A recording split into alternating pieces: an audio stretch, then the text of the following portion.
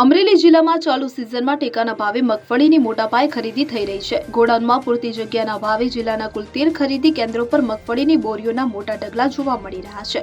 આ મગફળી હાલ માર્કેટ યાર્ડ અને ખુલ્લા મેદાનોમાં સંગ્રહિત કરવામાં આવી છે। આ 13 કેન્દ્રો પૈકી અમરેલી કેન્દ્ર ખાતે અંદાજે 80,000 બોરી, સાવરકુંડલા કેન્દ્રમાં 90,000 બોરી, બાબરા કેન્દ્રમાં 50,000થી વધુ બોરી, તો ખાંભા કેન્દ્રમાં 50,000 બોરી, કુકાવાવ કેન્દ્રમાં 20,000 બોરી, લાઠી કેન્દ્રમાં 25,000 બોરી અને ધારી કેન્દ્રમાં અંદાજે 45,000 બોરી મગફળીનો ભરાવો થયો છે। સૌથી વધુ ભરાવો સાવરકુંડલા માર્કેટિંગ યાર્ડમાં જોવા મળી રહ્યો છે, જેના ડ્રોન વિડીયો પણ ઉપલબ્ધ છે। મગફળીના આ વિશાળ ઢગલાને કારણે માર્કેટિંગ યાર્ડમાં અન્ય ખેડૂતોના પાક લાવવામાં ભારે મુશ્કેલી સર્જાઈ રહી છે। ખેડૂતોને પોતાના પાક વેચવા માટે લાંબો સમય રાહ જોવી પડી રહી છે। Bureau report CN24 news. હવે જુઓ દેશ દુનિયાની તમામ ખબરો તમારી આંગળીના ટેરવે।